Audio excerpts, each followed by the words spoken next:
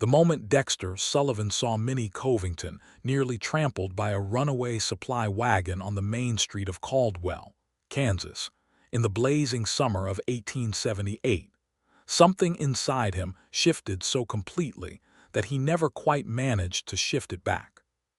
He had been standing outside the general store with his foreman, a broad-shouldered man named Hank Briggs, discussing the state of the south pasture fence and the worrying gap in the herd count, when the sound of panicked horses split the afternoon apart.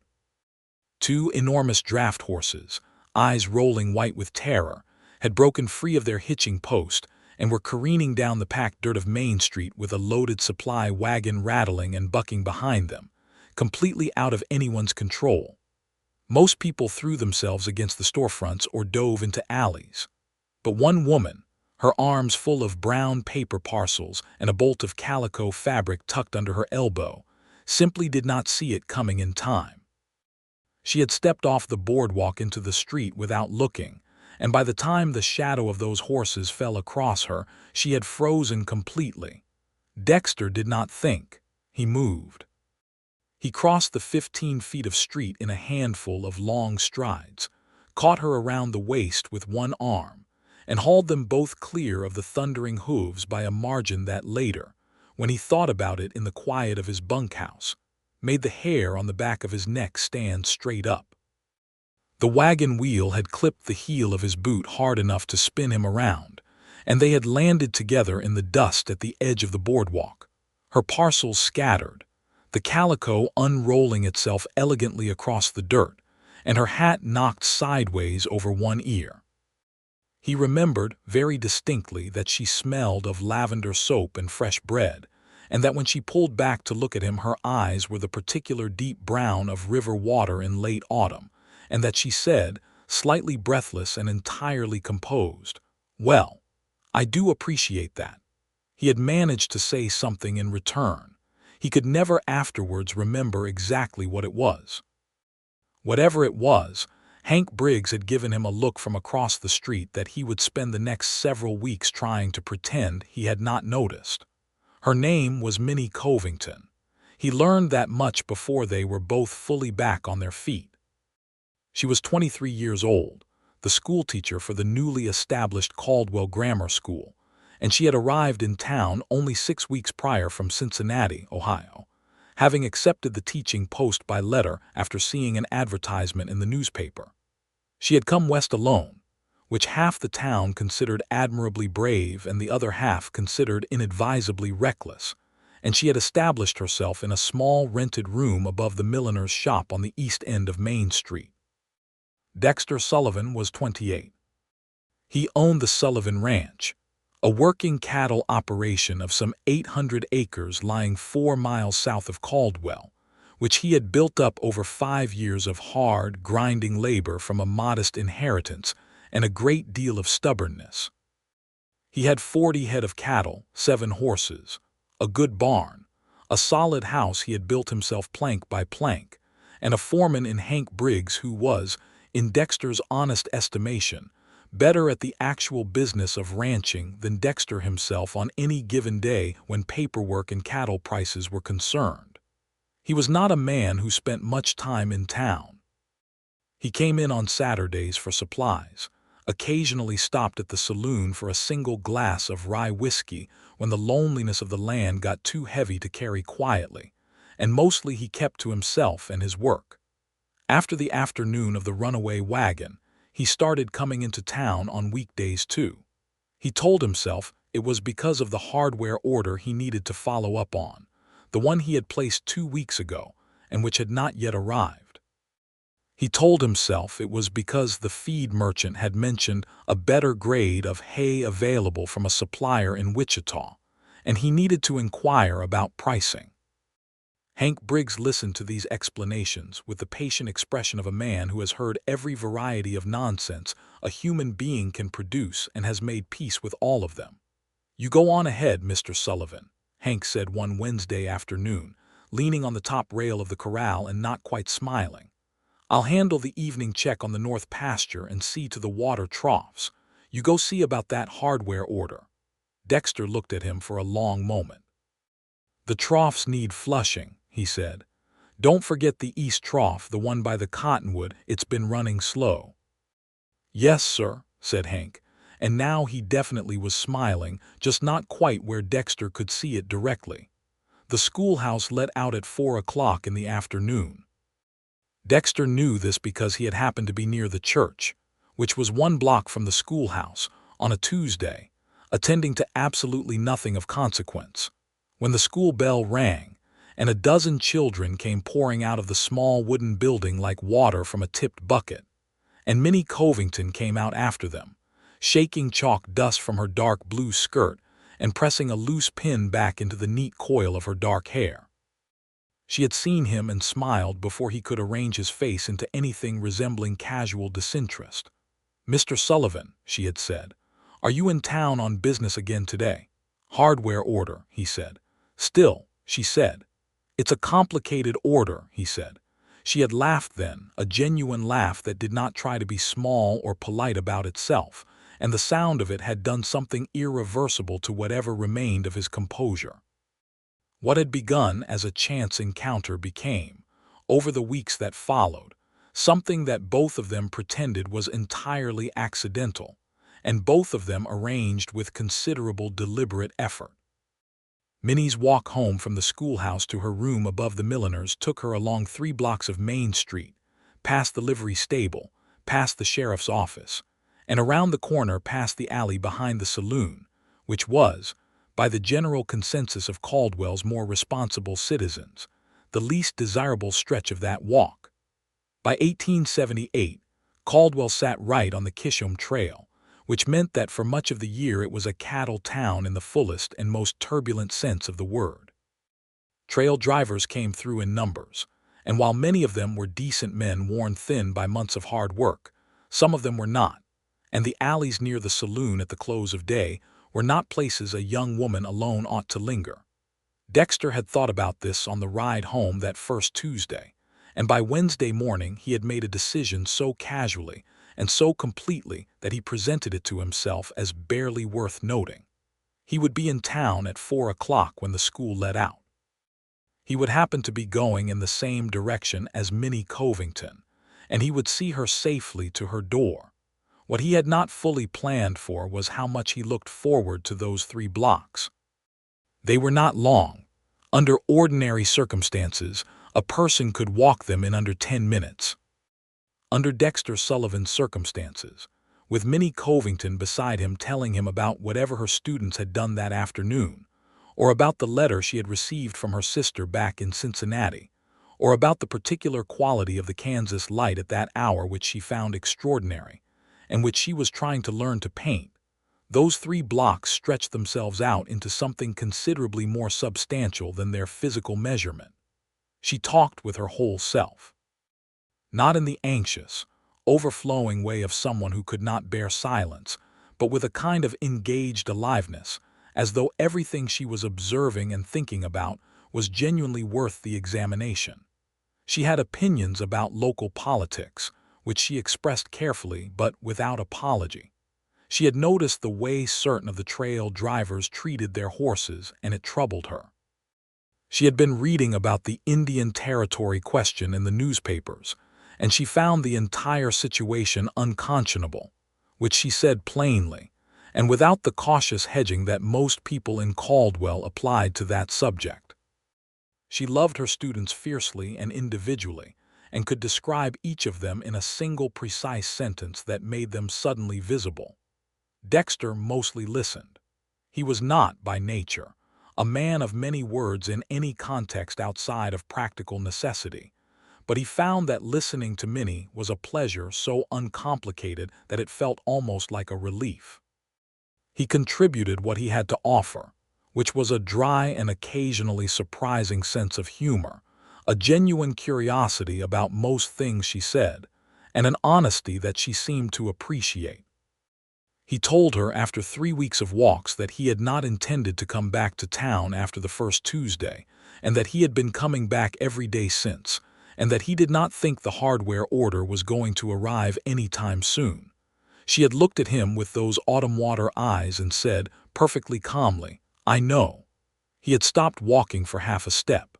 "You know, you pass the hardware store every time without going in," she said, and resumed walking, looking straight ahead, though the corner of her mouth had acquired a particular quality that he was beginning to recognize, and that made it nearly impossible for him to think about anything else for the rest of any given day. He laughed. He had not meant to, but the laughter came out of him clean and real, and she looked at him sideways with an expression he could only describe as satisfied, and they walked on. Back at the ranch, Hank Briggs ran everything with calm competence. He had been with Dexter for 3 years, had come up from Texas driving cattle, and had recognized in the Sullivan Ranch an operation worth staying for. He was 40 years old, steady-tempered, and possessed of the rare and valuable quality of knowing when to ask a question, and when to simply handle matters himself. He supervised the cowboys, managed the feeding rotations, checked the fences, tracked the grazing patterns, kept the books organized for Dexter's review, and in the afternoons between 3 and 7 o'clock he did all of this without being asked twice about anything. The other ranch hands, men named Colby, Pete, and a quiet young man from Georgia they called Red on account of his freckles, had noticed that the boss was gone most afternoons and had adapted to Hank's authority without complaint, partly because Hank was fair and knew what he was doing, and partly because all 3 of them had seen Minnie Covington once and had formed their own private theories about the hardware order situation. The town of Caldwell in 1878 was a place of considerable energy and not inconsiderable danger. It sat on the southern edge of Kansas, right at the border of Indian Territory, and the Kishome Trail passed through its center like a spine. The cattle trade brought money, and it brought trouble in roughly equal proportions. The town had a sheriff, a man named Roy Aldridge, who was competent and reasonably fair, and who kept order as best a single man with 2 deputies could manage when several thousand cattle and their accompanying humans were moving through town in any given season. Dexter respected Aldridge and had a decent working relationship with him, as he did with most of the permanent residents of Caldwell. He was known as a steady, reliable man, fair in his dealings, honest in his prices, not given to trouble. He paid his debts promptly and his workers fairly. He was not the richest rancher in the county, but he was building toward something solid, and people knew it. What people had also begun to know, with the swift thoroughness of small-town knowledge, was that Dexter Sullivan was walking Minnie Covington home every evening. The first person to say anything about it directly was Martha Hollis, who ran the milliner's shop below Minnie's room, and who had appointed herself something of an informal guardian of Minnie's welfare, with the particular intensity of a woman who has no children of her own and a great deal of protective instinct to spend somewhere. "He is there every single evening," Martha told her husband Gerald at supper one night in late August. "Regular as the mail, more reliable than the mail, frankly, and Gerald, the way he looks at that girl." "How does he look at her?"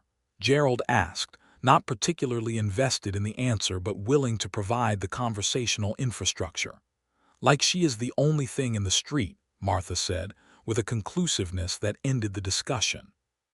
Minnie had been told the same thing, in somewhat less poetic terms, by her colleague and the only other teacher in Caldwell, a spare, dry-humored woman named Alice Pratt who taught the older children and who had been living in Caldwell for 4 years and had opinions about everything in it. "Dexter Sullivan has not spent this much time in town since the winter of '76 when the roads were iced over," Alice said one afternoon as they tidied the schoolroom. "And that was involuntary." "He comes in for business," Minnie said, erasing the day's arithmetic from the chalkboard with perhaps slightly more focus than the task required. "The hardware store has been sending someone to ask after his order," Alice said. "He walks past it every day without stopping. The owner mentioned it to my brother. George Latimer is apparently quite baffled." Minnie set down the eraser. She turned to face Alice with an expression of deliberate composure. "He walks me home," she said. "That is all." Alice looked at her with the patience of someone who has heard every variety of self-deception and has made her peace with it. "Of course," she said. The walking home was all for a time, but it was a great deal, as things that are all go. It was in the third week of September that something changed.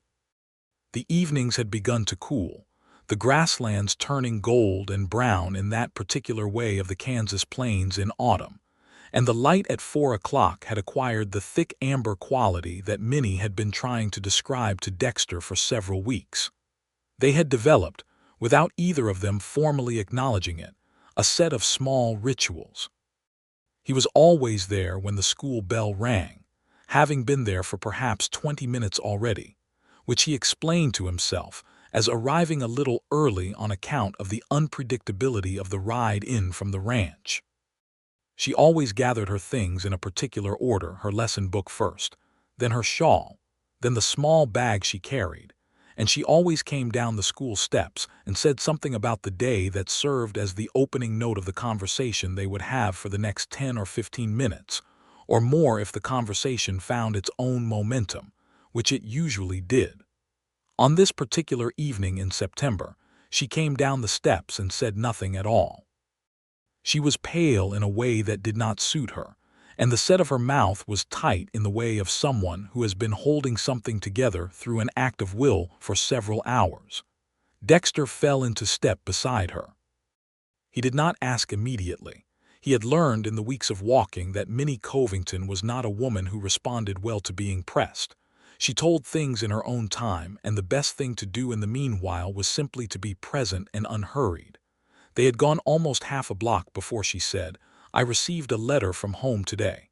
"How is your family?" he said. She was quiet another half block. "My mother is not well. She has been ill since spring, but my sister wrote before to say it was improving. This letter says otherwise." Dexter said nothing for a moment. He was looking at the street ahead of them, but all of his attention was on her. "I am sorry," he said, and meant it in the plain, unadorned way that he meant most things he said. "She is in Cincinnati. I am here." Minnie's voice was very controlled. "I took this post because it was the right opportunity, and because my mother told me in no uncertain terms that I was to go. She has never thought much of allowing difficulty to interfere with the living of a life, but knowing that she is right about that does not make the distance feel smaller." "No," he said, "it doesn't."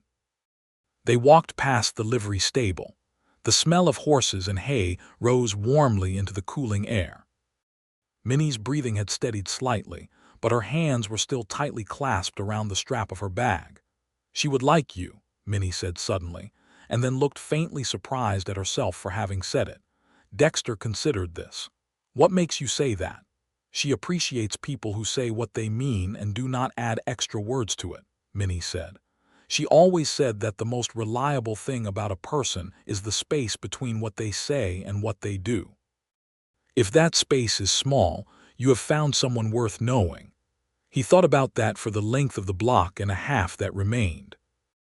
They turned the corner past the alley behind the saloon, where two men were having a quiet argument about something and a dog was investigating a barrel with serious purpose, and then they were at the milliner's shop, and Minnie had paused with her hand on the door latch in the way she sometimes did when the conversation was still going somewhere. "My space is fairly small," Dexter said. She looked at him. "I know," she said softly. "That is why I said it." There was a moment between them that was very still, the kind of stillness that does not feel empty but full, packed with things that neither of them had yet found the words for. Then a cart rattled past on the street, and the spell dissolved back into ordinary evening air. "Good night, Mr. Sullivan," she said. "Good night, Miss Covington," he said. He rode home in the October approaching dark with the sensation of having been standing on the edge of something very large, and the curious absence of any fear about it. The conversation with Hank happened, as most of their real conversations did, at the end of the workday, when the horses were watered, and the hands had gone in for their supper, and the two of them stood at the corral fence in the last of the evening light discussing the day's business before it became the next day's. "The south pasture fence is holding," Hank said, but the creek crossing on the west side has gone soft. We'll need to put gravel down before the rains come or we'll lose access entirely." "We've got gravel stockpiled by the barn," Dexter said. "Put Colby and Red on it Thursday." "Yes, sir." Hank was quiet for a moment, which with Hank meant something was coming. "Cattle buyer from Wichita is coming through next Friday," he said. "Wants to look at the spring lot. I told him we'd have them in the south pasture for viewing." "That's good," Dexter said. "Those animals are ready." Another pause. The evening insects were beginning, a low, steady chorus across the grassland. "Will you be here Friday?" Hank asked, in the exact tone of a man asking an entirely neutral question. Dexter looked at him sideways. "I'll be here Friday." Hank nodded, entirely without expression. "Hank," Dexter said. "Sir, you think I'm a fool?" Hank took a moment that was barely a moment. "No, sir, I think you're a man who has been alone on this land for 5 years and who has found something worth putting time into. I think that's sound judgment." Dexter was quiet. The horses shifted and settled at the trough. "She's remarkable," he said. It was the first time he had said anything of the kind out loud to another person, and the word felt right in a way that more elaborate words would not have. "From what you've described," Hank said carefully, "she sounds like a woman who is also quite sensible about her own life." "She is," Dexter said. "More sensible than me, probably." "That's a fairly low bar if I'm being honest with you, Mr. Sullivan." Dexter turned to look at him, and Hank was watching the horses with perfect composure, and Dexter laughed despite himself, which was, he suspected, exactly what Hank had intended. October came in on a sharp wind. The trail drives had mostly ended for the season, and Caldwell was settling into its quieter, smaller winter self. The saloon still busy but less explosively so, the streets less churned with cattle and the men who drove them. The permanent residents, those who stayed through the cold months and the mud season, and the flat gray weeks when the sky seemed to press down on the plains like a lid, were the people Caldwell actually belonged to. And among them, Dexter Sullivan was beginning to be known in a new way. It was remarked upon. It was remarked upon in the general store, where the proprietor, an amiable man named Walt Dyer, had noticed that Dexter now came in most afternoons, and often came in on the school side of his route, which made no particular sense geographically. It was remarked upon by Sheriff Aldridge, who had noticed the pattern simply because noticing patterns was his professional habit, and who had formed a favorable opinion of it, since the stretch of street near the saloon alley was one he preferred not to have young women walking alone in the evenings. It was remarked upon by the women of the town's small Methodist congregation, who discussed it with varying degrees of approval and romantic investment at their Tuesday sewing circle. None of this reached Minnie and Dexter in any direct or troubling way. Small-town observation was simply the water they all swam in, and they had both known it from the start. What it did do was make the nature of the thing they were building slightly harder for either of them to continue calling entirely casual. The evening it stopped being casual, or rather, the evening it stopped being possible to continue pretending that it was casual, came on a Thursday in the second week of October. The sky had clouded over in the afternoon, and there was a smell of rain in the air that hadn't quite arrived yet, making everything feel charged and attentive. Minnie came down the school steps with her shawl already pulled around her shoulders, and an expression on her face that was engaged and warm, and directed entirely at him in a way that was not the expression of a woman who merely appreciates punctual assistance. They had been walking for perhaps a block when she said, without particular preamble, "May I ask you something personal?" "Yes," he said immediately. She smiled at that, at the lack of hesitation. "Why do you do this? Walk me home every day. You have a ranch to run. You have real work that needs doing. I've heard enough from people in this town to know that the Sullivan operation is not the kind that runs itself, and yet here you are every afternoon, and I know you leave Hank Briggs to manage the evening work, and I want to know why." He stopped walking. She stopped alongside him, and they were standing outside the sheriff's office, which had a bench along its front wall that no one was currently using. "Because I want to," he said. She waited, with the composed patience that was her particular gift, for him to continue.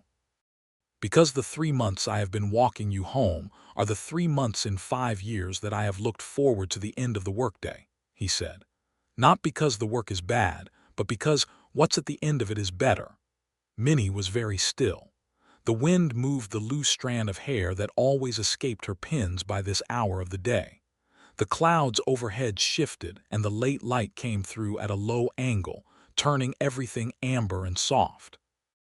"Dexter," she said, and it was the first time she had used his given name without the formal prefix, and the sound of it in her voice was the most natural thing he had ever heard. "I know this is not how these things are usually done," he said. "I know I should have spoken to you more properly about it, but I'm not good at indirect approaches, and I would rather you know plainly what I am doing here and why." "I know what you are doing here," she said softly. "I have known for some time." "And," he said, one word, everything hanging on it. She looked at him with those deep, serious eyes that could also be warm, that could be both things at once in a way that still occasionally surprised him. "And I walk home from school in approximately 10 minutes when I go directly," she said. "I have not gone directly in 3 months." He looked at her. She looked at him. "The long way," he said. "Always," she said. He reached out and took her hand, which was small and firm and ink-stained at the first knuckle of the right forefinger from 3 months of writing on a chalkboard, and she let him hold it, and they stood there on the main street of Caldwell, Kansas, in the October wind, not saying anything for a full quiet minute that was worth 10 times its length. When they resumed walking, she did not retrieve her hand.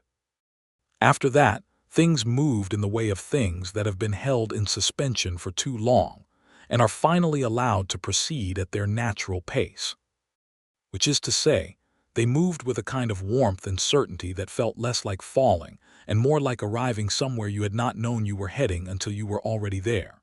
He brought her flowers the following week, wildflowers from the ranch's creek bottom, wrapped in a piece of brown paper, presented with such matter-of-fact forthrightness that she had laughed with genuine delight, and said that it was the least theatrical flower delivery she had ever witnessed, and that she meant that entirely as a compliment.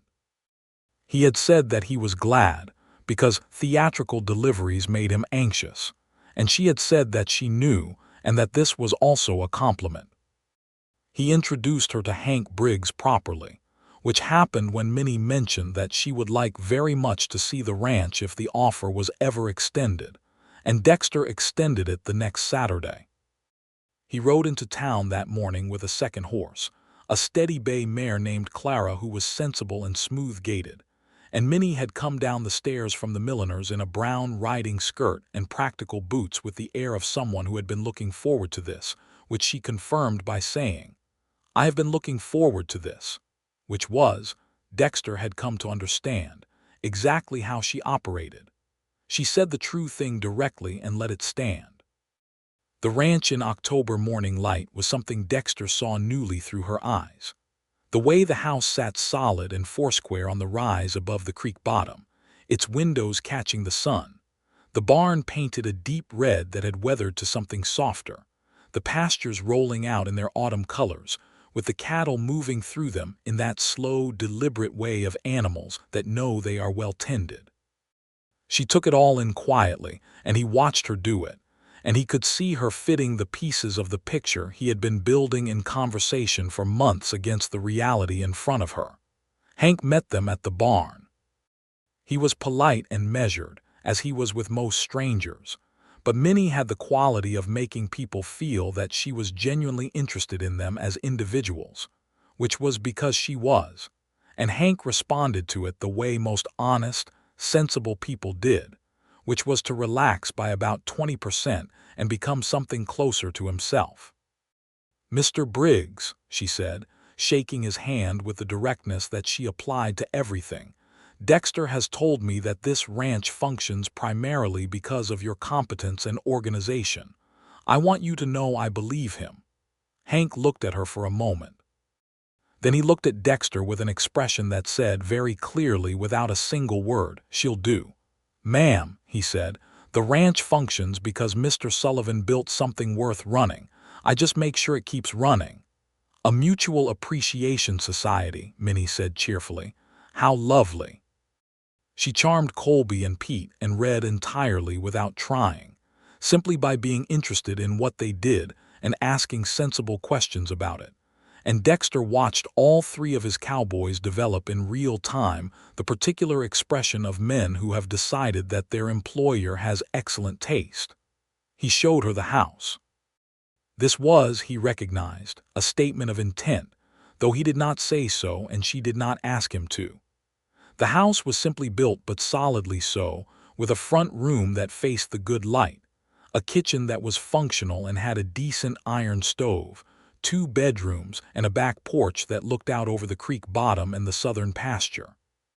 She walked through it quietly, touching nothing, looking at everything, and he stood in the kitchen doorway and watched her examine the front room and felt something so acute and so uncomplicated that he had to look at the ceiling for a moment. When she came back into the kitchen, she said, "You built this yourself?" "Yes." "It shows," she said, and when he looked at her questioningly, she added, "It shows in the way it's built to last and not to impress. Every decision is practical, but there's care in it. You can tell what matters to someone by what they build carefully." He looked at her for a long moment. "What matters to you?" he said. She thought about it honestly, which was how she thought about most things. "The work," she said. "The children in that classroom who are going to have a different life because of what I teach them. My family, and lately," she said, with a quiet directness that made his chest ache, "rather more lately than I expected this." "This," he said. "This," she agreed, and her eyes held his, and the October light came through the kitchen window and lay across the floor between them, and neither of them moved for a moment that felt like a held breath. November arrived with the first hard frost, which killed the last of the summer wildflowers and turned the creek willows to bear silver lines against the sky. Minnie's mother's condition had not worsened further, which was a kind of provisional relief, and she had written home twice weekly with the regularity of a woman who had decided that distance would not be allowed to do its worst. She had also, with the school board's approval, begun an evening class for adults who wished to improve their reading and writing, which had attracted 12 students including, to everyone's considerable surprise, Pete Colby, who had ridden in from the Sullivan Ranch on Tuesday and Thursday evenings, with the dedicated air of a man on a mission. This had been Dexter's idea, which he had proposed to Pete with such casual indirectness that Pete had arrived at the conclusion entirely on his own that this was a good plan and had been proud of it, which Hank had observed, and then reported to Dexter with a straight face that only cracked at the very end. "You are occasionally clever," Hank said. "Occasionally," Dexter agreed. The truth of it was that Dexter wanted to support what Minnie was building in Caldwell. He had watched her in the first months understand that her position here was not simply about the children, that a school and a teacher could be a center of gravity for a community, a place where the permanent residents invested in the idea of permanence itself, and she had acted on that understanding with quiet, persistent energy. The adult class was part of it. The small library she was assembling through donations was part of it. The way she had made herself present at the church social and the town meetings and the women's sewing circle was part of it, not from any social ambition, but from a genuine sense of responsibility to the place she had chosen and the people in it. He loved her for it. He had known for several weeks that he loved her, in the plain, factual way that he knew most important things, without drama or surprise, as a thing that was simply true and that needed to be acted on appropriately. The question was not whether, but when and how and what she felt, about which he had considerable evidence but was not the sort of man to assume. He asked her to supper at the ranch on a Saturday evening in early November, which was a step of formality they had not yet taken. He cooked himself, which was a skill he had out of necessity and practiced with moderate competence, and she arrived on Clara, whom he had sent ahead with Red, who had been given strict instructions and a list, and had followed both with anxious precision. Supper was a beef stew that he had started at midday and which had had several hours to become better than it started out. And cornbread from a recipe he had been making for 10 years. And apple pie from a recipe he had gotten from the woman who had lived on the neighboring farm before her husband retired them both to Missouri, which was possibly the best pie recipe in southern Kansas, and which he deployed rarely and with careful intention. Minnie ate with the appetite of a woman who had been teaching all week and not sleeping enough due to the cold in her rented room, which problem he had noted and was privately formulating a solution to. And she told him the pie was extraordinary, and he told her the recipe, and she made him write it down because she said she did not trust him to remember to give it to her again later. After supper they sat on the back porch wrapped in blankets because the November air was genuinely cold, but the sky was enormous and full of stars in a way that the town, with its lights and its noise, never quite produced, and Minnie sat with her hands around a cup of coffee and her head tilted back looking at the stars with the expression of someone receiving information they had not known they were missing. "I understand why you don't want to leave this," she said. "I don't want to leave it," he agreed. "But I've been wondering lately if there is something I want more than the freedom of not leaving it." She looked at him. The starlight was not kind in the way of lamplight, it was clear and exact, and in it she was simply herself the way she always was without any particular performance of anything. "What is that?" she said. "Company," he said. "Permanent company, the specific kind." She was quiet for a moment. The wind moved across the grass with a sound like the turning of pages. "Are you asking me something?" she said. "I'm working up to it," he said. "I wanted to do it right. I have a ring that was my grandmother's, which I sent away for last month and which arrived on Wednesday, and I have about 40 more words to say before I get to the actual question, and I want to say them because they are true, and because you deserve to hear true things said clearly." Minnie set down her coffee cup very carefully on the porch railing. She turned to face him fully, cross-legged on the bench they were sharing, with the expression she wore when she was listening to something she intended to remember. "I have been alone on this land for 5 years," he said. "And the land is good, and the work is good, and I have not been unhappy, because I am not a man who requires a great deal of external comfort to function. But I have been incomplete in a way I did not fully understand until I started walking you home from school, and then I understood it very clearly, because those 3 months have been the fullest I have felt in longer than I can precisely say. You are the person I want to talk to. You are the person I want to sit on this porch with for the rest of my life. I am not uncertain about any of this, and I am asking you to marry me." He produced the ring from his coat pocket.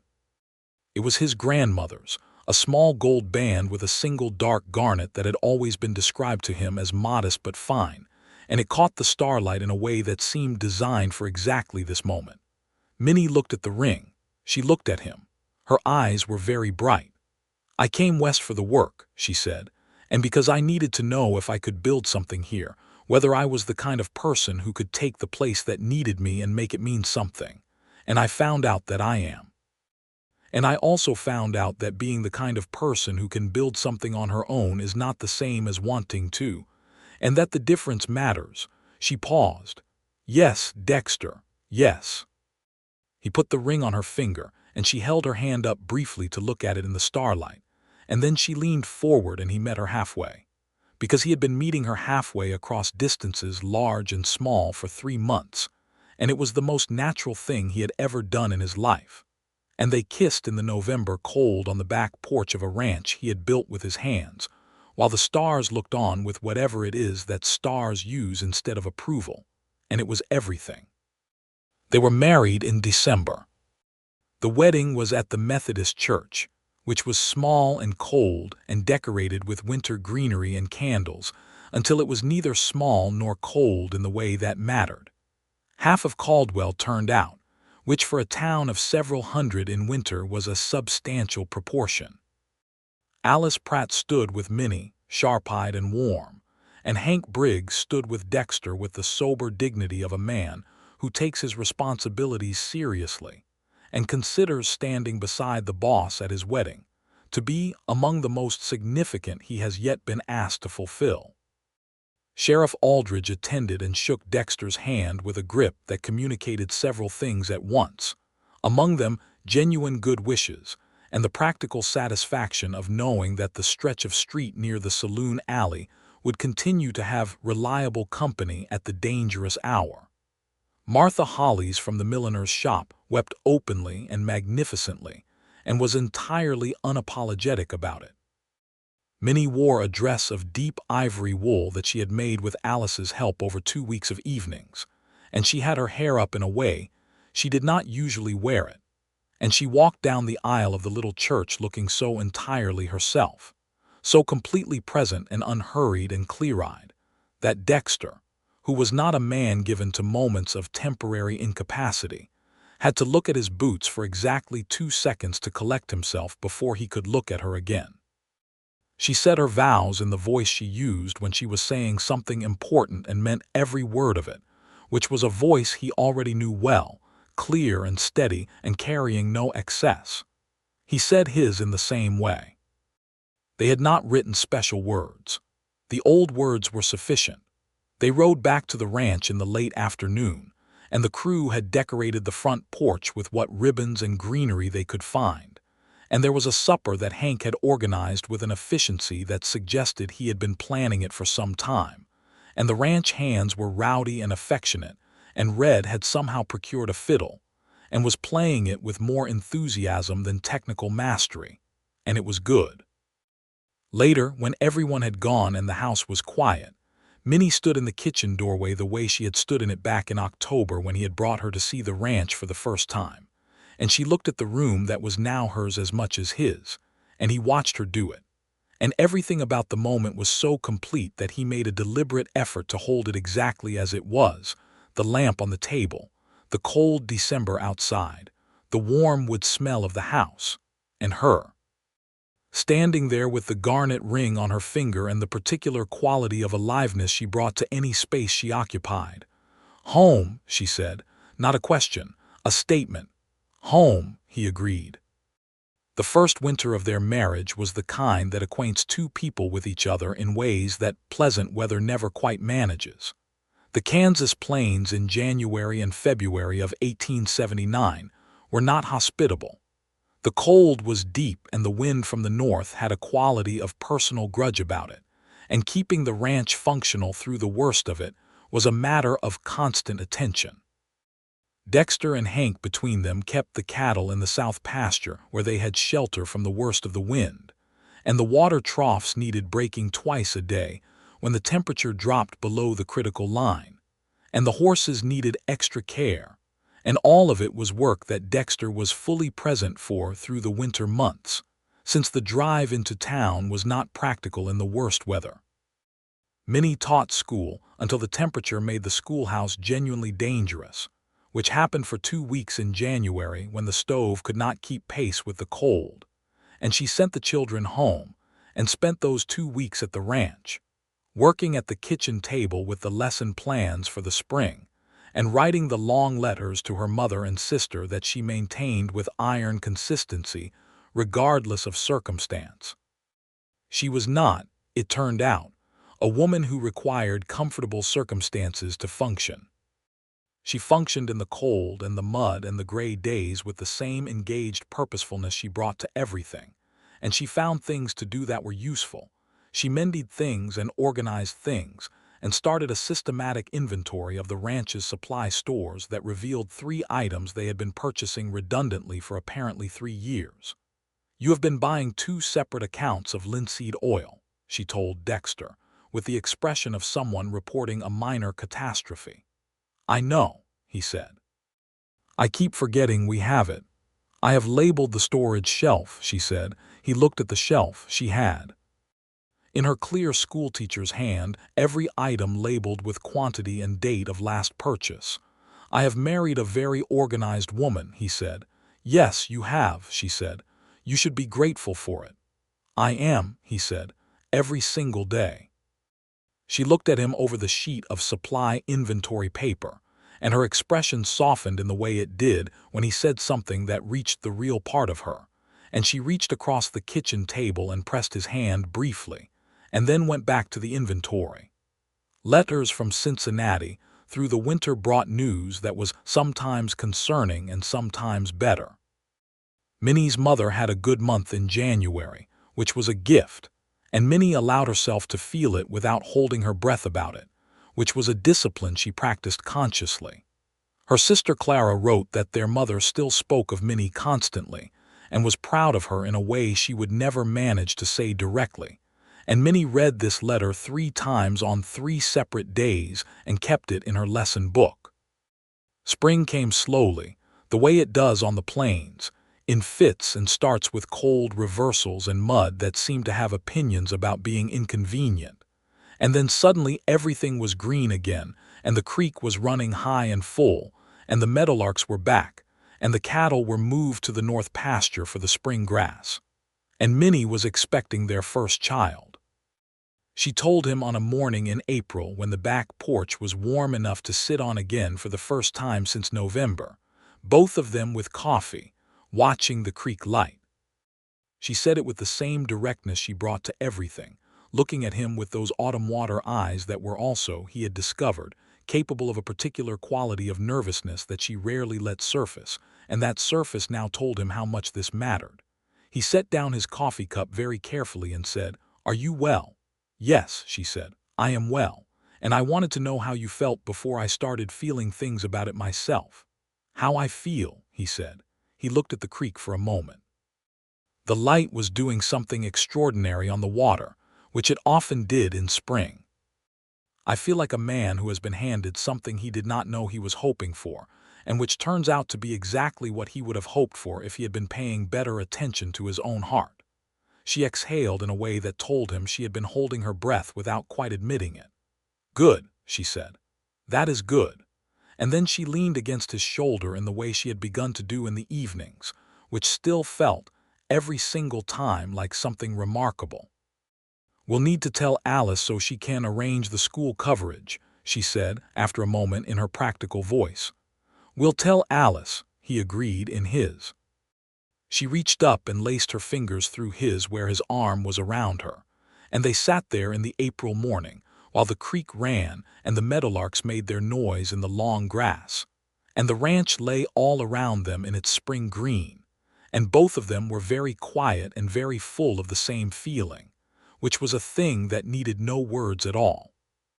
The pregnancy gave Minnie the kind of fatigue she found frankly offensive and fought with the same disciplined stubbornness she applied to everything, and she continued teaching through the spring term and into the summer, reducing her hours in the final weeks only when Alice Pratt essentially staged a one-woman practical intervention and began arriving at the schoolhouse herself at noon to take the afternoon sessions.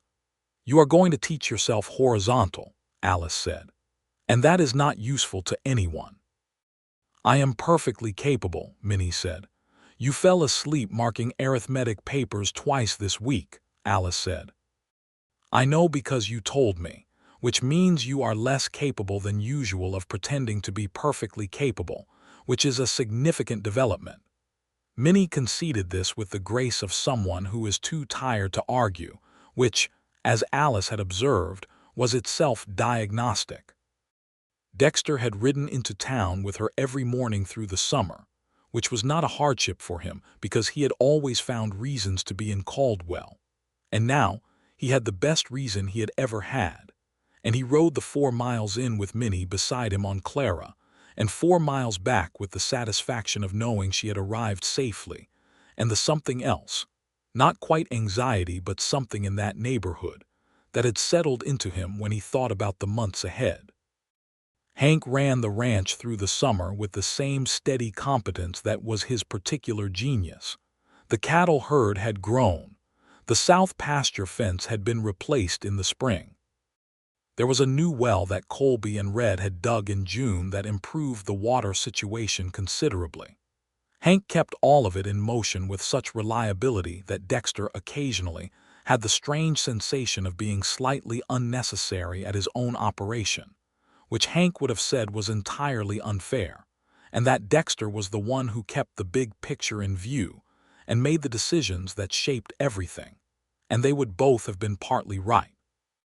In August, on a hot and breathless night when the land smelled of dry grass, and the stars were very bright and very far away, Minnie and Dexter's son was born. He was healthy and loud about his opinion of having arrived, and he weighed 8 pounds and 2 ounces, and the doctor who attended said he was the finest-looking specimen he had recently encountered, which all doctors say, and which was also, in this case, Dexter's private belief. They named him Thomas James Sullivan, Thomas for Dexter's father and James for Minnie's grandfather, and the compromise of the name pleased both of them in a way that felt like the first of many such negotiations they would make on this child's behalf for the rest of their lives. Dexter sat in the chair beside Minnie's bed in the room they had made together, in the house he had built with his hands, with their son in the crook of Minnie's arm, and the lamp on the bedside table casting its warm circle in the August dark, and he thought that he had not known, when he crossed 15 feet of Main Street in Caldwell, Kansas, on a summer afternoon to pull a woman out of the path of a runaway wagon, that he was also moving toward this. But he had been. Every step since then had been moving toward this, and he would have done every one of them again in exactly the same order without changing a single one. Minnie was looking at the baby with the expression of someone whose entire understanding of what they are capable of has just been quietly and irrevocably revised upward. She looked tired and complete and more herself than he had ever seen her, which he had not thought possible. "He looks like you," she said. "He looks like himself," Dexter said. "He'll settle into looking like someone specific in a week or two."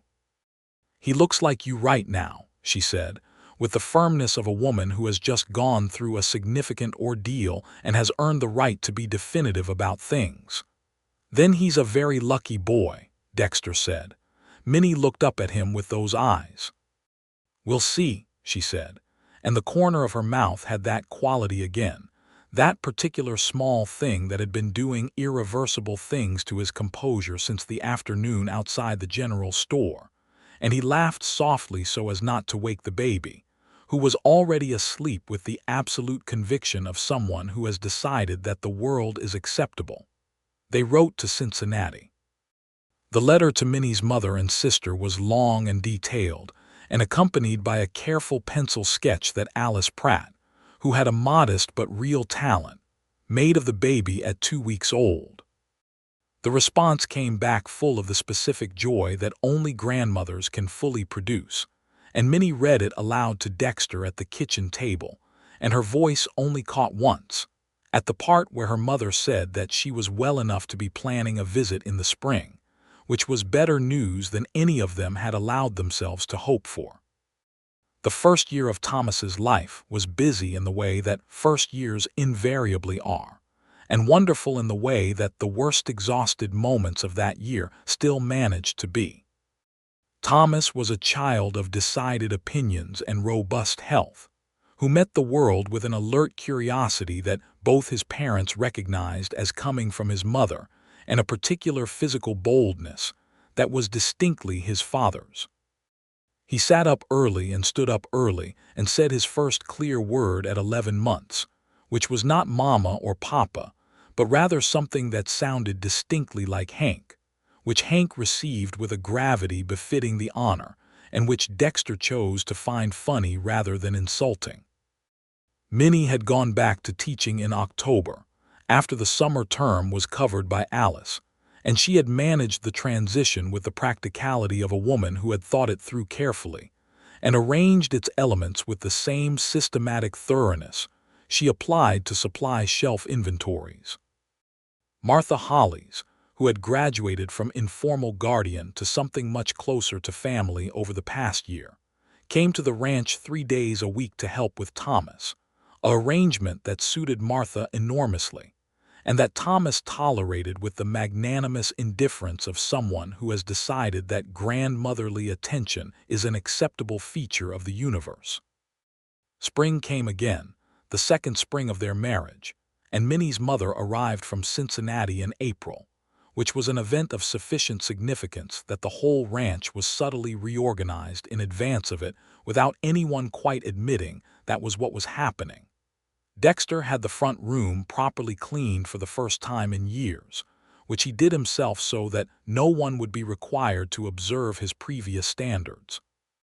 Hank had the men do something about the state of the yard near the house that had been bothering him for months anyway.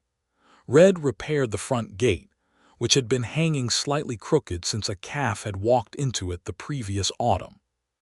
Margaret Covington was 62 years old, had survived the loss of her husband 10 years earlier, had raised 2 daughters in a city, and had come west on a train and a stage with the air of someone investigating something important.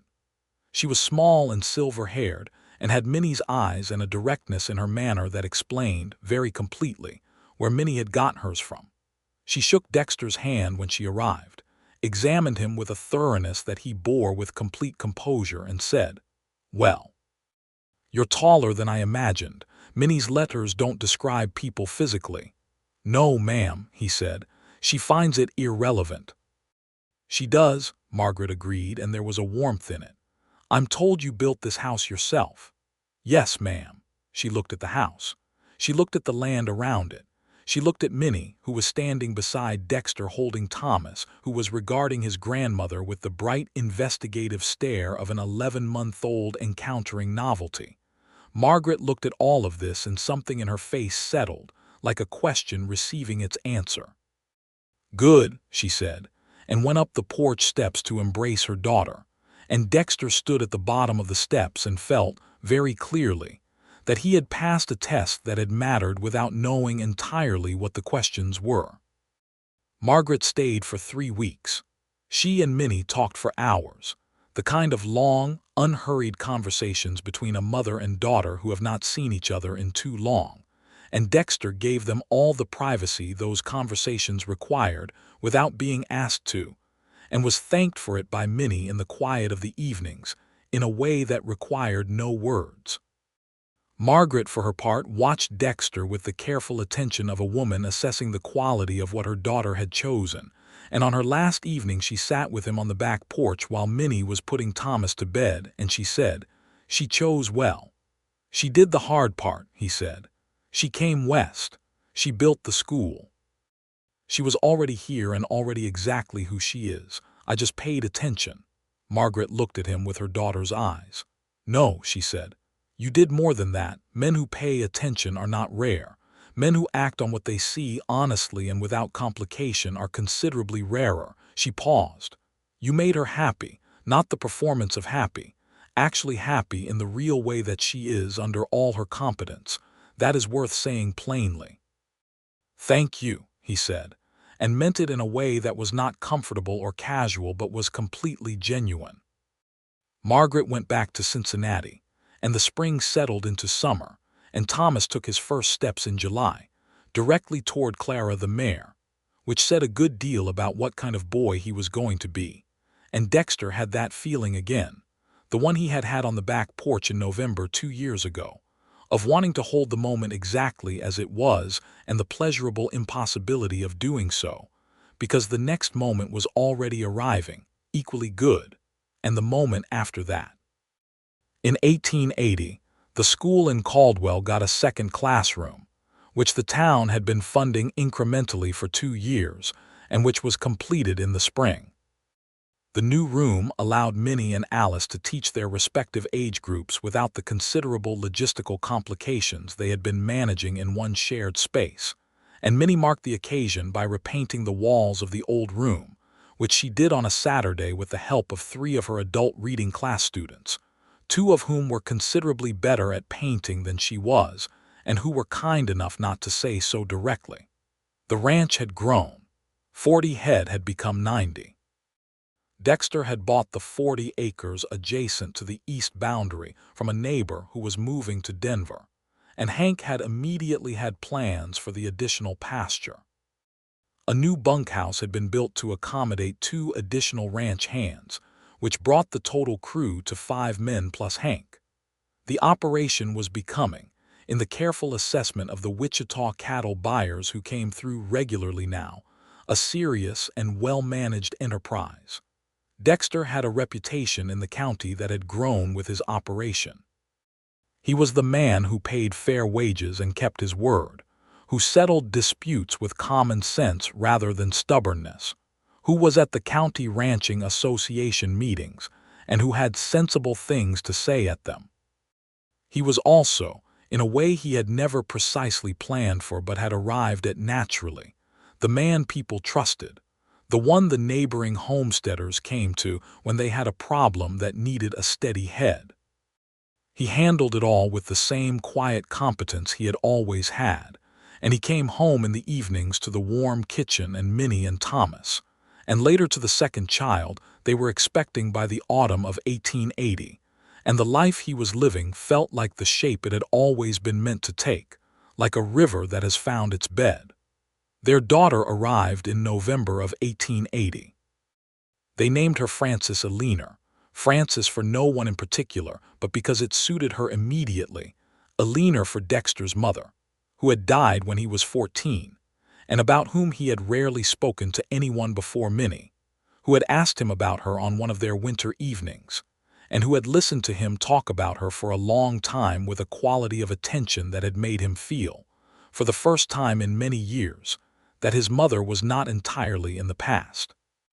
Frances was dark-haired and loud about her preferences from the first moment, and she regarded the world with a confidence that suggested she had arrived with full knowledge of her own significance.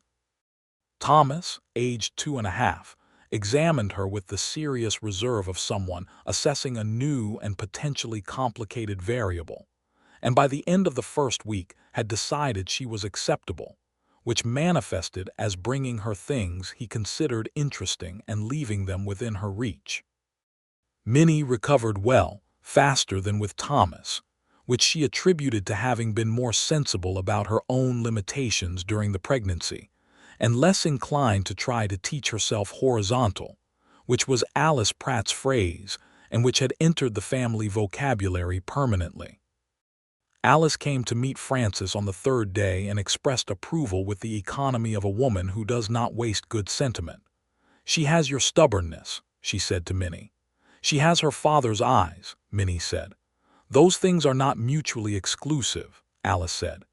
Dexter, who was standing in the doorway holding Thomas and watching this exchange, did not disagree with either assessment.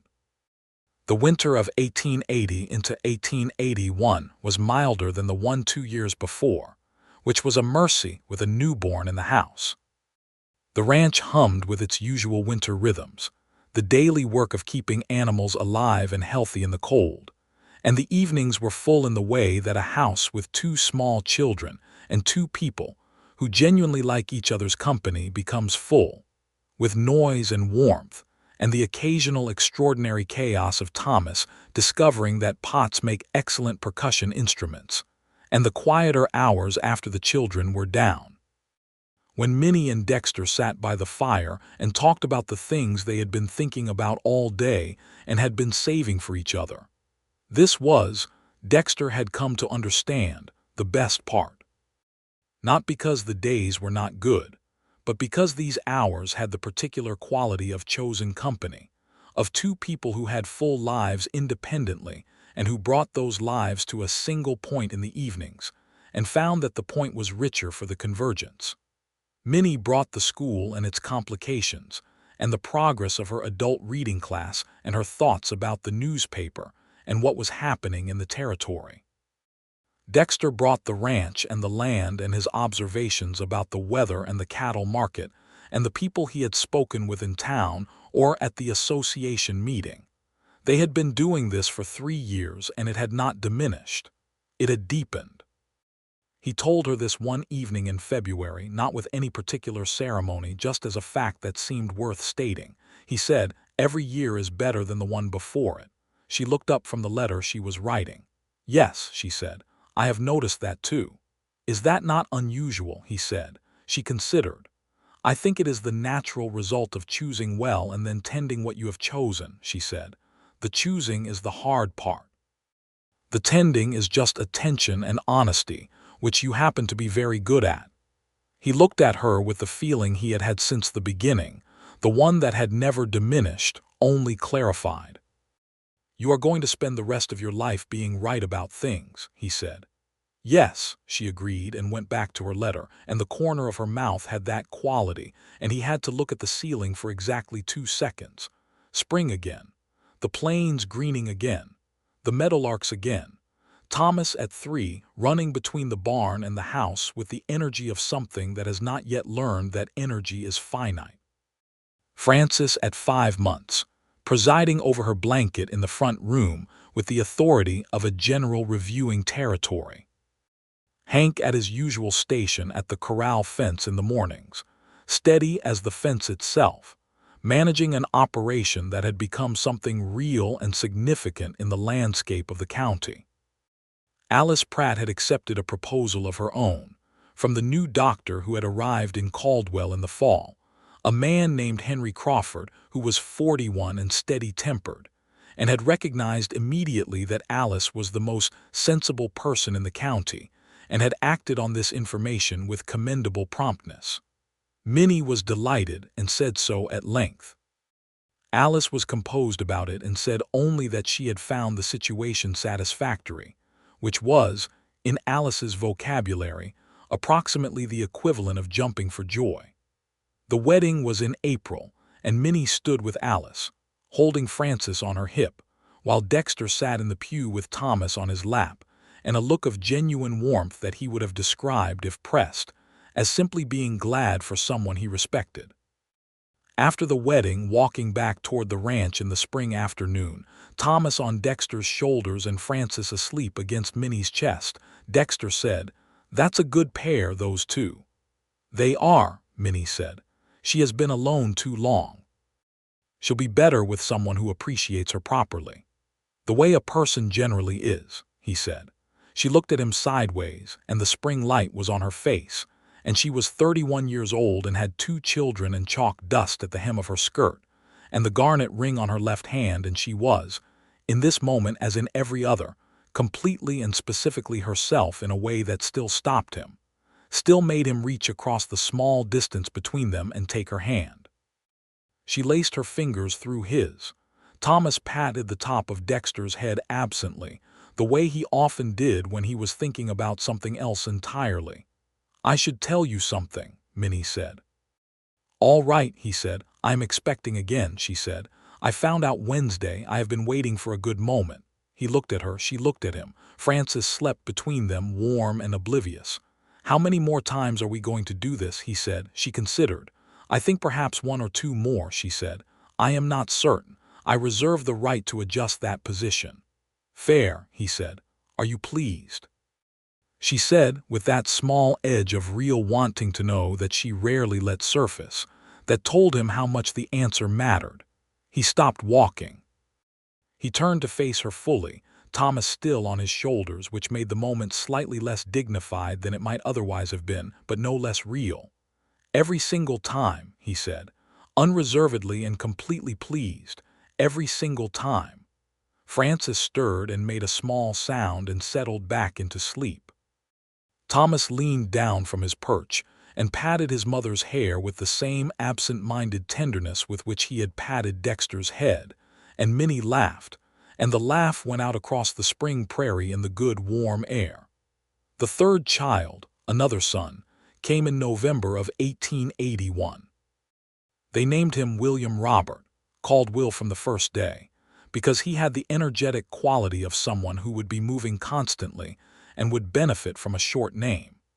He was loud and cheerful, and had Dexter's coloring and Minnie's intensity applied to every object within his reach, which combination was, as Dexter observed when Will was 3 weeks old, going to require a great deal of fence-checking in the years ahead. Thomas received his new brother with the measured acceptance he had now refined into a reliable posture. Frances, a year old, was interested in Will in the same way she was interested in everything, with absolute ownership. She regarded him as both an addition to her territory and a potential audience, both of which suited her. The ranch expanded again in 1882, absorbing the property to the north when that neighbor too moved on. The cattle herd was at 140.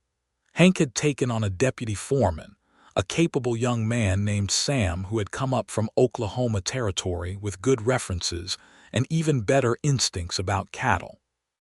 The Sullivan Ranch was, by any objective measure, one of the more successful operations in the county, and Dexter ran it with the same combination of honest work and sensible decision-making that had built it from the beginning, and he gave Hank full credit for everything Hank had built, which was considerable. There was an afternoon in the spring of 1882 when Dexter rode the full perimeter of the property with Hank, as they did every spring to assess the state of the fences and the pastures and make the plans for the season. It was a long ride, the better part of 4 hours, and they talked about cattle prices and pasture rotation, and the roof of the north barn which needed attention, and about Sam, whom they both agreed was proving himself with every week, and about the state of the road to Caldwell which the county should have improved 3 years ago. At the southernmost point of the property, where the land rose slightly and you could see, on a clear day, the distant smudge of Caldwell's buildings to the north and the open prairie in every other direction, Hank reined in and looked at the view. "I remember when this was 400 acres and 40 cattle," he said. 800, Dexter said. "I started with 800. You could barely find 40 cattle on 800 acres if they didn't want to be found," Hank said. Dexter looked at the land. "No," he said, "but it was something to work with." "It was," Hank agreed. He was quiet for a moment. "You have built something significant here, Mr. Sullivan." "We have," Dexter said. "You know that." Hank acknowledged this with a slight nod that conveyed both the acceptance of the credit and the understanding that the distinction mattered. Then he said, "She was good for this ranch too, you know, not just for you, for the whole operation." Dexter looked at him. "A man who comes home to something worth coming home to works better," Hank said, with the air of a man stating an observable fact. "And she has a head for things. Last fall when you were trying to work out the contract with the Wichita buyer, she was the one who noticed the pricing clause." "She noticed it at supper," Dexter said. "I had mentioned the terms offhand." "She noticed it," Hank said. "That's the point." Dexter looked at the distant smudge of Caldwell on the horizon. He thought about the afternoon, now almost 4 years ago, when he had crossed 15 feet of Main Street and hauled a woman out of the path of a runaway wagon, and about how every single thing that mattered in his life now existed in the direct line of consequence from that moment, and about how the line was so clear and so true that it seemed less like accident and more like something he had been steering toward all along without knowing it. "She's remarkable," he said, which was what he had said to Hank on the corral fence on a November night 4 years ago. "Yes, sir," Hank said, which was essentially what he had said then too, and they turned their horses north and rode back toward the ranch. The fourth child came in 1883, a girl they named Rose after no one and for her own sake entirely, and she was small and easy-tempered, and regarded the chaos of her 3 older siblings with the philosophical equanimity of someone who has decided that the world is simply what it is, and one may as well be comfortable in it. Thomas, who was 4 by now, appointed himself her particular guardian with an earnestness that made both his parents have to look away and compose themselves on several occasions. Francis treated Rose with the imperious tenderness of someone who has decided that this small person is acceptable. Will, at 2, was largely unaware of the philosophical dimensions of the situation and mainly wanted to know if anyone had seen his wooden horse. The schoolroom in Caldwell now had 32 students, the most it had ever had, and Minnie had made the case to the school board for a 3rd teacher, a case she presented with such organized persuasiveness that the board approved it before the meeting was technically over. The new teacher was a young woman of 24 named Helen Marsh, who had come from Missouri with good qualifications and a slight nervousness about frontier life that Minnie set about addressing with the practical, methodical warmth that she applied to all challenges, and which resulted in Helen becoming, within 6 months, a competent and happy contributor to the school and a genuine friend. Alice Crawford, née Pratt, was expecting her first child and teaching as well, because she and Minnie had a shared and deeply held position on the subject of women and work, and the false opposition between personal life and professional purpose, and they had between them made Caldwell's school a model of what a frontier institution could be when run by people who took it seriously. The town itself was changing in the way that the cattle trail towns were changing in those years. The great drives were beginning to slow, the railheads moving further west, the era of Caldwell as a major trail terminus beginning its gradual close. The permanent character of the town, the people who had stayed through the boom and were building through the transition, were coming into their own, and among them Dexter and Minnie Sullivan were part of the fabric in a way that was not dramatic or celebrated, but was simply real, the kind of presence that a place comes to depend on without always naming it as such.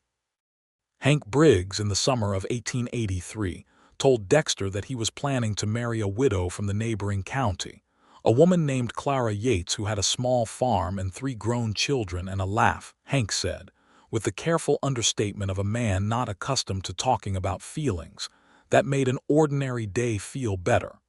Dexter shook his hand and said that he was glad, and meant it completely. "Will this change your situation here?" Dexter asked, which was the practical question, though it was not the most important one. "Clara's farm is 12 miles, Hank said. "It's manageable. She's agreed to move to the county eventually. We'll work it out." "Take whatever time you need," Dexter said. "Sam knows what he's doing. The operation doesn't fall apart because you have a life." Hank looked at him. "No," he said, "because you built something solid enough to hold its shape." The wedding was in September, small and quiet in the way that Hank did everything, and Dexter and Minnie attended, and Minnie presented Clara Yates with an apple pie made from the recipe that Dexter had given her on the evening. They had been sitting at the kitchen table, and she had made him write it down. And Clara, who knew good cooking, ate 2 slices and said it was the finest pie she had ever had. And Hank looked at Dexter with the expression of a man whose new wife has just confirmed something important about the people she is joining her life to. Summer of 1884. Thomas was 5, Frances almost 4, Will going on 3, Rose a year old and demonstrating daily her particular placid determination to get precisely where she intended to go by whatever route presented itself. The ranch was stable and growing. The house had been added to, a back room for the children that Dexter and Hank and Sam had built over the course of a spring, and it was full in the way that well-loved houses are full, with noise and things left in doorways and drawings on scraps of paper and boots by the back door, and the smell of whatever Minnie had made for supper drifting through the rooms. One evening in July, Dexter came in from the day's work to find Minnie on the back porch, which she rarely was in the late afternoon anymore because the late afternoon was the end of her school day and the beginning of the evening with the children, and it registered to him immediately as a departure from the ordinary. She was sitting in her usual chair with her hands folded in her lap and her eyes on the southern pasture, and there was a letter on the small table beside her. He sat down beside her without asking anything, in the way he had learned to sit beside her when she was holding something difficult. "My mother," she said, after a moment. He looked at her. "She passed away 3 days ago," Minnie said. "Clara's letter came today." Her voice was steady in the way it was when she had been holding something steady for a while through effort. She was comfortable at the end. Clara was with her. He reached out and took her hands, both of them in both of his. She looked down at his hands around hers for a moment, and then she looked up at him, and her eyes were bright with something that was not quite tears but was their immediate neighbor.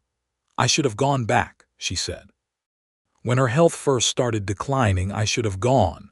"She told you not to," he said. "She told me she was fine." "And when she wasn't fine, she told you not to let it interfere." He held her hand steadily. "You know that is true. And you honored what she asked, and you wrote to her every week for 6 years, and she came here and she saw your life and she told you that you had chosen well and she meant it." Minnie was quiet. The evening light on the pasture was gold and still. "She was proud of you," Dexter said. Not in the way she could say directly, but in the way she was. In the way she came all this way to see what you had built. In the way she watched you and said nothing critical for 3 entire weeks, which, given what you've told me of her, was probably the most self-disciplined achievement of her life. Minnie made a sound that was half grief and half the laugh it would have become under other circumstances, and she leaned forward and put her head against his shoulder, and he held her, there on the back porch in the July evening, while the horses moved in the southern pasture, and the house behind them held the sounds of their 4 children with Hank's wife Clara, who had come to help with the evening, and the meadowlarks made their evening sound in the long grass. She would have loved Thomas doing that thing at dinner, Minnie said into his shoulder, the thing with the cornbread. He looked so serious about it. He is very serious about cornbread, Dexter said. She laughed properly this time, a real one, and lifted her head. Her eyes were wet. I miss her, she said. I know, he said. You always will. That's part of how much you loved her. She looked at him for a long moment. How do you always know the right thing? She said, not a real question, more the way she sometimes spoke directly to the fact of him. I mostly don't, he said. I know the right thing where you're concerned. That's a specific skill, not a general one. She reached up and pressed her palm against his jaw, the way she did sometimes. The gesture she had that meant, I see you exactly as you are, and she said, Dexter Sullivan, I would walk into a runaway wagon every day of my life if it got me to you. He turned his face and pressed his lips against her palm briefly, and then held her hand against his cheek for a moment. Let's not, he said. Those horses were enormous. She laughed again, fully, and the sound went out over the pasture in the July evening, and it was grief and love in the same breath, which is what a full life produces, and there was nowhere either of them would have rather been than exactly here. Margaret Covington was buried in Cincinnati, and her daughter grieved her properly, with the full feeling, unsentimental honesty that she brought to everything. And in the weeks after the letter came, she was sometimes very quiet in the evenings, but she was never alone in those evenings. And she said once that she thought grief was only devastating when you were carrying it by yourself, and that she was not carrying it by herself. And she seemed to mean this in a way that reached past the ordinary meaning of the words. The years moved in their seasons. Thomas started school in 1884 and showed up to the first day at his mother's school as her student with an expression of absolute composure that was so precisely Minnie's expression that Dexter, who had ridden in to see it, had to look at the barn for a moment.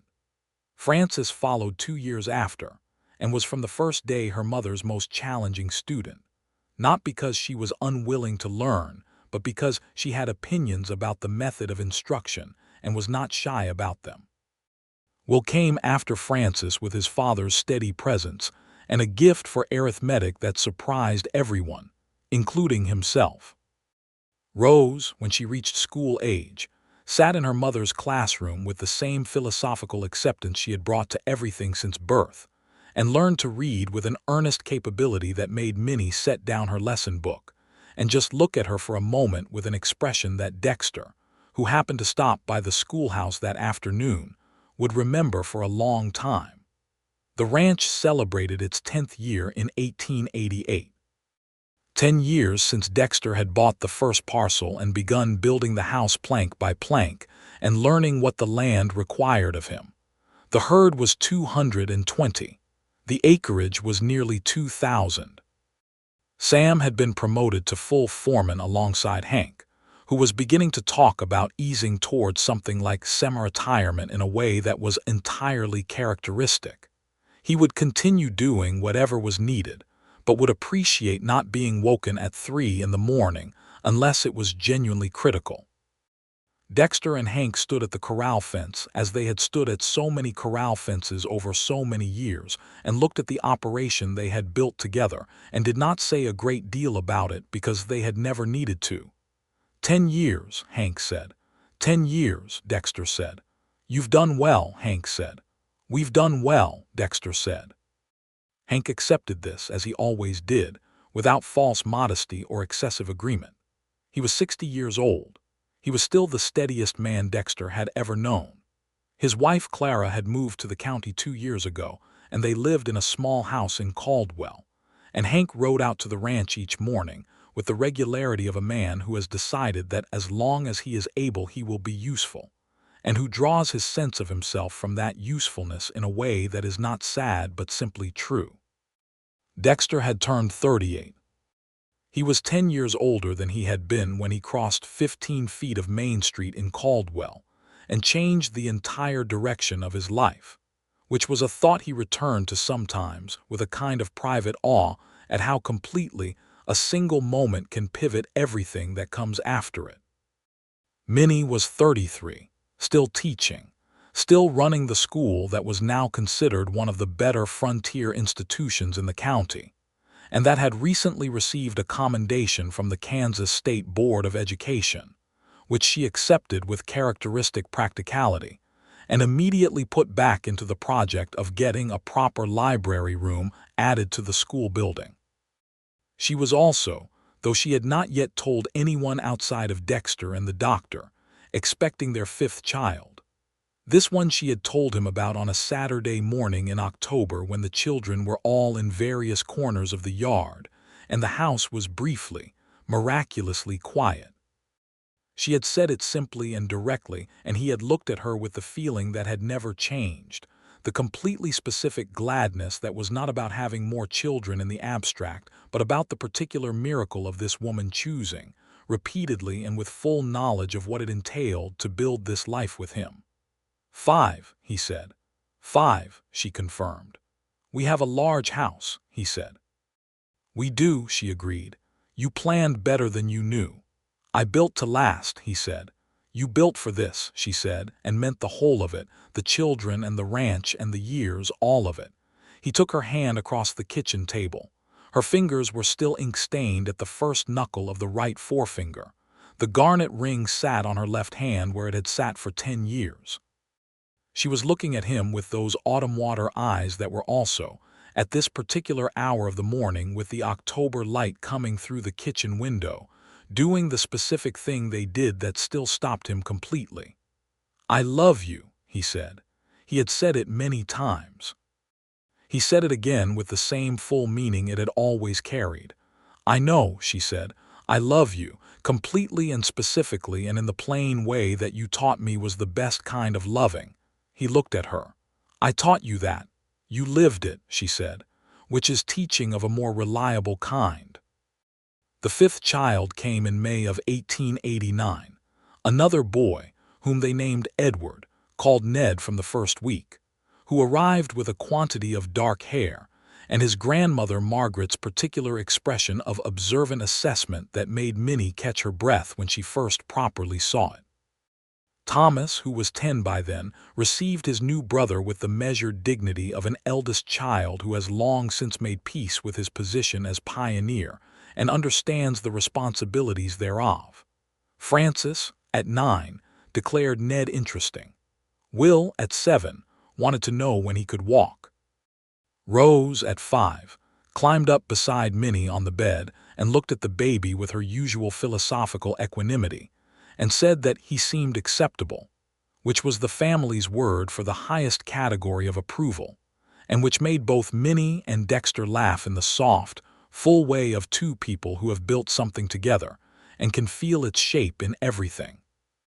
The ranch in the spring of 1889 was something that a man riding past on the Caldwell Road could look at and understand immediately as the work of years, built with intention and cared for with consistency. The house sat solid and white-trimmed on its rise above the creek. The barn was sound, and the new hay storage shed was a practical addition. The fences were straight. The cattle in the pastures were well-conditioned. There were chickens and a kitchen garden that Minnie had been expanding each year until it had become a considerable agricultural enterprise in its own right, maintained partly by Minnie and partly by Thomas and Francis, who had both been drafted into it with varying degrees of enthusiasm. Hank Briggs, at 60, finally and formally made the transition to the advisory role he had been edging toward for 2 years, working 3 days a week and leaving Sam in full operational command the rest of the time, and the ranch continued without interruption, because that was the kind of transition you could make when you had built well and trained carefully. He told Dexter, on the day they formally reorganized the arrangement, that it had been the best work of his life. "You are an uncommonly honest man," Dexter said. "I learned it from good example," Hank said, and Dexter understood this for the plain, true thing it was. On a September evening in 1889, Dexter Sullivan sat on the back porch of the house he had built plank by plank, on the ranch he had built acre by acre, and watched the sun go down over the southern pasture in a blaze of color that the Kansas plains produced with a kind of careless magnificence that never quite became ordinary.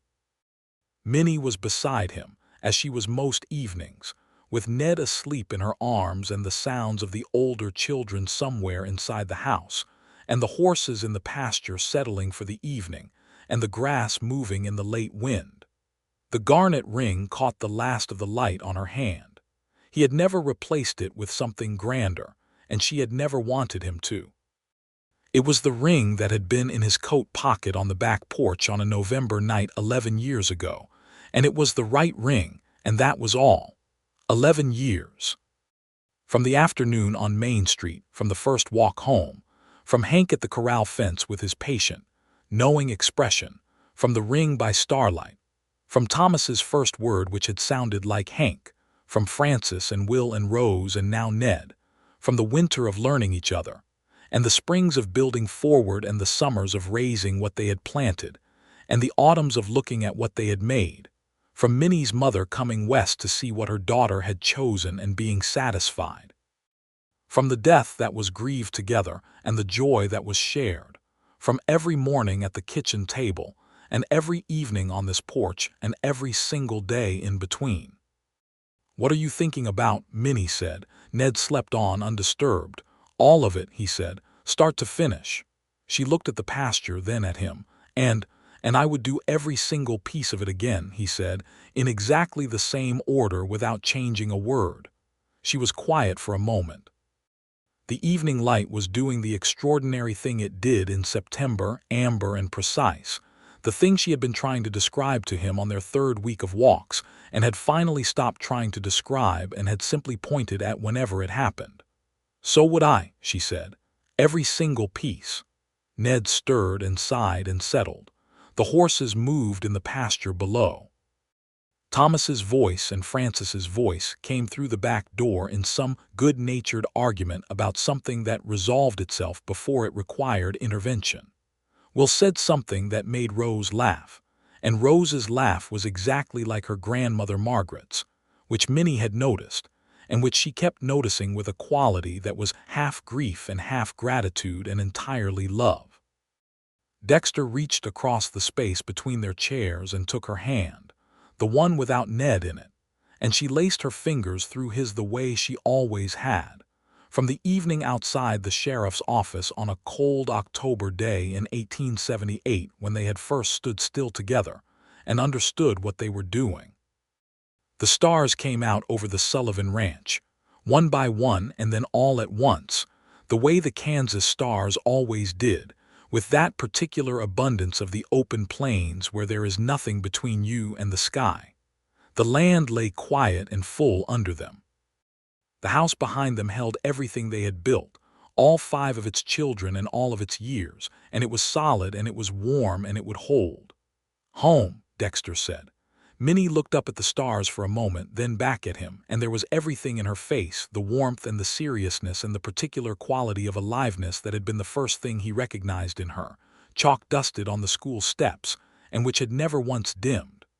"Home," she said, and meant every year of it.